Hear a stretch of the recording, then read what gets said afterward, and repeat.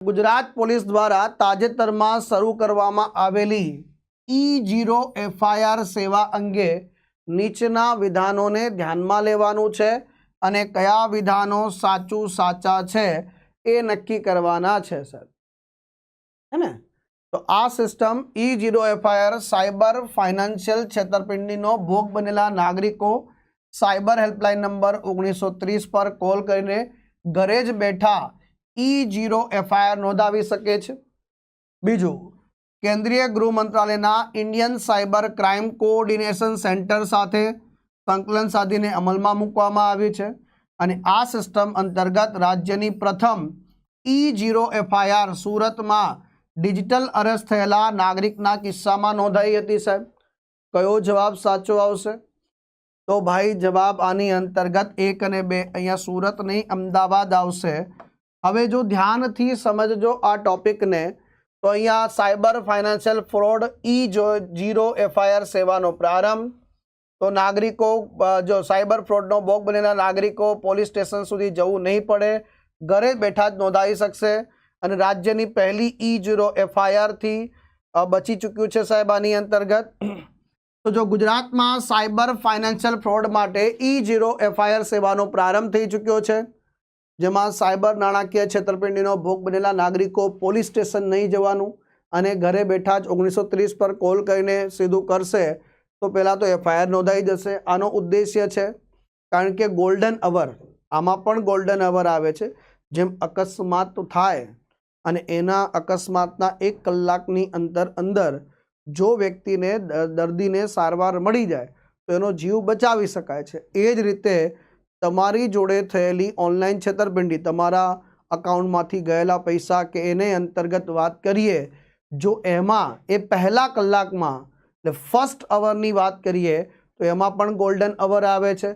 તો આ ગોલ્ડન અવરની અંતર્ગત જો જલ્દીથી એક્શન લેવાઈ જાય તો એ પૈસા પાછા લાવવાની શક્યતાઓ વધી જાય છે, એટલે તમારા ચોરાયેલા ઓનલાઈન ચોરાયેલા પૈસા તમારા પાછા આવી શકે છે અને એટલા માટે ઘરે બેઠા ત્વરિત સરળ ન્યાય આપવા માટે આની શરૂઆત ગાંધીનગરથી થઈ।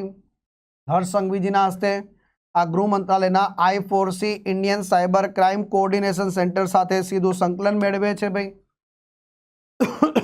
હવે જો તમારી સાથે કોઈની સાથે સાયબર ફ્રોડ થયો, 1930 હેલ્પલાઇન પર કોલ કરશે, ઓટોમેટિક E0 FIR થઈ એટલે ફટાફટ કામ શરૂ, સંબંધિત પોલીસ પોલીસ સ્ટેશનને આ કેસ ટ્રાન્સફર થઈ જશે અને ત્વરિત નાણાં હોલ્ડ રિકવરી પ્રક્રિયા શરૂ થઈ જશે।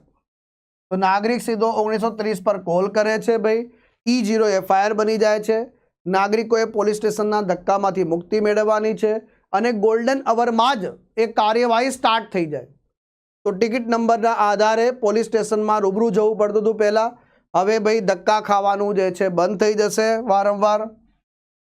ગોલ્ડન અવરનો લાભ, જો જેવું E0 FIR નોંધાઈ ગઈ એટલો મતલબ છે કે ભાઈ વિલંબ કર્યા વગર તરત તપાસ શરૂ થશે અને જો તરત તપાસ શરૂ થશે તો ભાઈ ફ્રીજ થયેલી, હોલ્ડ કરેલી, રિકવર કરીને વધુ ફટાફટથી એ રકમને પાછી લાવી શકાય છે। એટલે કે ઓનલાઈન સાયબર ફ્રોડમાં જે નાણાકીય છેતરપિંડી થઈ રહી છે એના માટે ધી બેસ્ટ છે સાહેબ। રાજ્યની પ્રથમ E0 FIR અમદાવાદના ડિજિટલ અરેસ્ટ થયેલા નાગરિકની નોંધાઈ ભાઈ, ને કોઈ ભાઈ તમે CBIમાંથી બોલું છું, તમને આમ છે તેમ છે, તમને હાઉસ અરેસ્ટ કરવામાં આવે આમ વિડીયો કોલ પર અને પછી પૈસા પડાવી લીધા, પછી એમને ખબર પડી oh my God digital arrest જેવું તો આપણા કોઈ કાયદા કે જોગવાઈ જ નથી, તમે તરત 1930 પર ફોન કર્યો કે મારી જોડે આવું થયું છે, એને ઇન્ફોર્મેશન આપી દીધી બધી અને તરત તપાસ શરૂ થઈ અને 16 લાખ રૂપિયાની રકમ જે છે બચાવી શકાવી। સાહેબ આ એક સરસ મજાનું ઇનિશિયેટિવ છે। પહેલાંની પદ્ધતિ અને નવી પદ્ધતિ વચ્ચે જે તફાવત છે એ તફાવતને સમજવાનો પ્રયાસ કરજો। આની અંતર્ગત આ શરૂ થઈ ગયું છે, આમાં સરસ મજાનું। તો આ ટૂંકી અને ટચ ઇન્ફોર્મેશન, E0 FIR પહેલ અને કાનૂની જોગવાઈ સાયબર સિક્યોર ભારત બનાવવાનો ઉદ્દેશ્ય છે અને એને ટેકો આપવા માટે વાત કરીએ તો મે 2025માં કેન્દ્રીય ગૃહમંત્રી અમિત શાહજીના હસ્તે સાયબર નાણાકીય છેતરપિંડીઓની તપાસની કાર્યક્ષમતામાં સુધારો કરવા અને Indian cyber crime coordination centre હેઠળ એક દિલ્હીમાં પાયલોટ પ્રોજેક્ટ લોન્ચ કરવામાં આવે છે અને ત્યાંથી શરૂ થાય છે ભાઈ. ઝીરો એફઆઈઆરમાં સંઘીય ગુના માટે ક્ષેત્ર અધિકારને ધ્યાનમાં લીધા, એટલે કોઈ પણ કયા ક્ષેત્રનું છે ધ્યાનમાં લીધા વિના કોઈ પણ પોલીસ સ્ટેશનમાં નોંધાવી શકાય છે અને તપાસ માટે યોગ્ય ક્ષેત્ર અધિકાર ધરાવતા પોલીસ સ્ટેશનમાં પછી એને ટ્રાન્સફર કરવામાં આવે છે. ઝીરો એફઆઈઆર પણ ઝીરો એફઆઈઆરમાં તો ભાઈ ઓનલાઈન છે ભાઈ, સીધું મોકલી દેવામાં આવે છે.